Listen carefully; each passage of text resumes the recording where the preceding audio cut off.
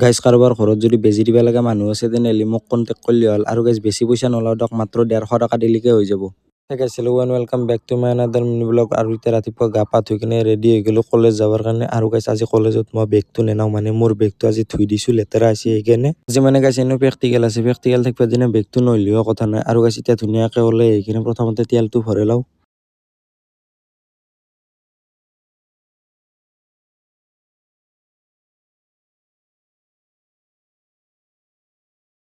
আৰু গাইজ এতিয়া ধুনীয়াকৈ আহি পালোঁ ক্লাছৰুম, আৰু ক্লাছৰুম খালী হৈ আছে, মানে চলিগলা প্ৰেক্টিকেলত গৈছে। এতিয়া আমিও যাওঁ প্ৰেক্টিকেলত। আৰু গাইজ আজি প্ৰেক্টিকেলত আমাক ল'বা দিছে চবকে গেষ্টিকৰ বেজি, মানে আমাক বেজি দিয়াটো শিকি ল'বা দিছে, সেইকাৰণে বেলেগ বেজিনো কি দিব, সেইকাৰণে গেষ্টিকৰ বেজিটো লৈ আহিছে মেমে। আৰু গাইজ ফাৰ্ষ্ট টাইম ছোৱালীৰ তাতে ট্ৰাই কৰি লওঁ, কিন্তু ছোৱালীবিলাকে অলপমান অভাৰ এক্টিং কৰে না, সেইকাৰণে বেয়া লাগে, মানে ৰিয়েকশ্যনটো অলপমান বয়াকে দেই। কাৰোবাৰ ঘৰত যদি বেজি দিব লগা হয় মোক কণ্টেক্ট কৰিব পাৰে, মানে 150 টকা দিলেকে হৈ যাব। আৰু গাইজ ক্লাছ সমাপ্ত কৰি কিনে আহি গ'লো এতিয়া ঘৰত। আৰু গাইজ এতিয়া কলেজৰ পৰা আহি গ'লো আৰু মুখ হাত ধুই ধুইলোঁ, আৰু এতিয়া ধুনীয়াকৈ ভাতকেইটা খাওঁ। এতিয়া আঞ্জা আছে, কিবা চব্জি আছে, ডিমা আছে, তাৰে পিছতে ভাজিও আছে, আৰু এইবিলাক কি বুলি কয় কলফুল চাগে। এতিয়া খাই দিলেও মানে বহুত ভোক লাগছে।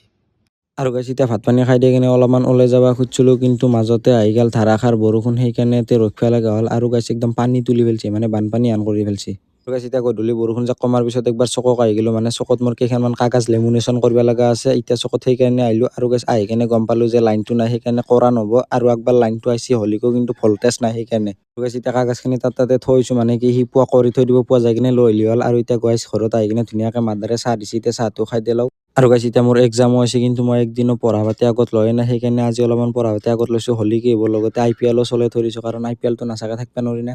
আৰু গাইজ কিবাকে বাধ্যত পৰি 1 ঘণ্টামান পঢ়া চালোঁ দিয়ক। That's for today guys, see you চুন।